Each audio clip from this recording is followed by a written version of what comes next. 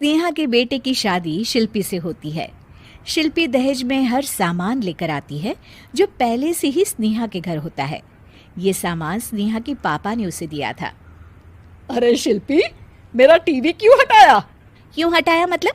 अरे बड़ा और अपडेटेड टीवी है ये। स्नेहा को गुस्सा आता है और वो शिल्पी के बड़े टीवी के बगल में अपने पुराने जमाने का टीवी भी रख देती है। बड़ी आई अपडेटेड वाला। अरे बहुत सारी तेरी जैसी बहुओं को जानती हूँ मैं, जो घर से लाए सामान का रौब दिखाती है।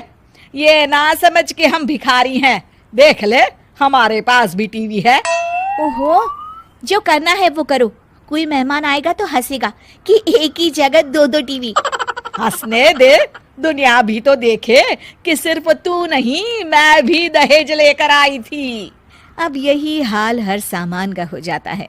ड्राइंग रूम में एक साथ दो तरह के सोफे रखे होते हैं, एक नया आलीशान तो एक पुराना लकड़ी का। शिल्पी स्नेहा की इस आदत से काफी दुखी हो जाती है। एक टीवी पर रामायण चलती है तो बगल की टीवी में फिल्मी गाने, किसी को किसी की आवाज भी सुनाई ना पड़े वैसे। घर के दूसरे सदस्य भी सास बहू की इस आदत से परेशान हो जाते हैं। एक दिन स्नेहा की बहन उसके घर आती है और घर का नज़ारा देखकर हैरान हो जाती है। कहीं पुरानी फ्रिज के बगल में, कहीं नई फ्रिज तो कूलर के ठीक ऊपर एसी। अरे स्नेहा, ये तूने घर की क्या हालत बना रखी है? बहू रानी, तू तो नए जमाने की लड़की है, फिर घर को कबाड़ी बाजार सा कैसे सजा रखा है? नया फैशन है क्या? देखिए ना मौसी, माँ जी अपना पुराना सामान निकालना ही नहीं चाहती। वो सोचती है कि उनका ही सामान घर में रहेगा। अरे बहन, तू इस मामले में ना बोल तो ही अच्छा है। मैंने बहुत सी बहुओं को देखा है अपने लाए सामान पर सास को धौंस दिखाते, और मैं भला किसी की धौंस को क्यों सहन करूं? मेरे पास तो सारा सामान है, और वैसे भी क्या कहते हैं, ओल्ड इज गोल्ड। अब क्या था, शिल्पी ये सुनते ही भड़कती है और जोर जोर से चिल्लाने लगती है।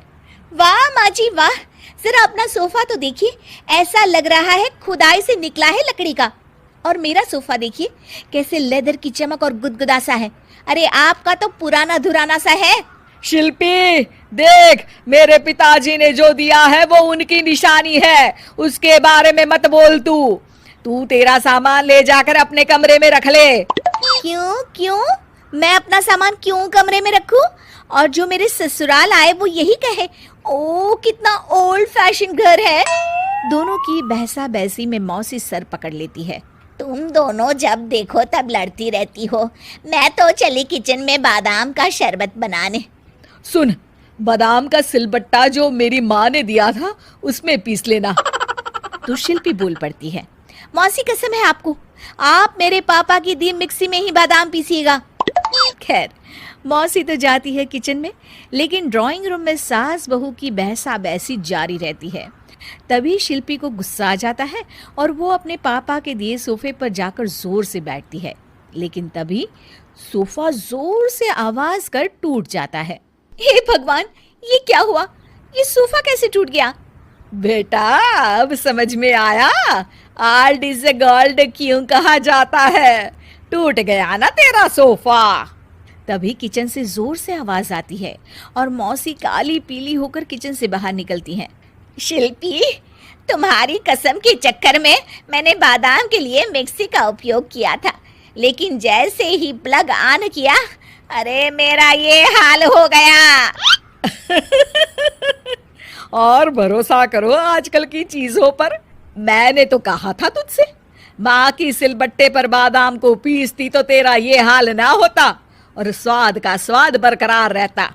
अरे जब सब चीजें घर में थी तो क्या जरूरत थी तेरे पापा को सामान देने की? वैसे भी बहू, आजकल दहेज वही मांगता है जिनकी खुद की काबिलियत नहीं होती। आप ठीक कह रही हैं माँ जी। मेरे लिए ये सौभाग्य की बात थी कि आप लोगों ने पापा से कोई डिमांड नहीं की थी, लेकिन मैं आपको समझ ही नहीं पाई। मुझे माफ़ करिए। अब इस घर में नई चीज़ तभी आएगी जब पुरानी खराब हो जाएगी।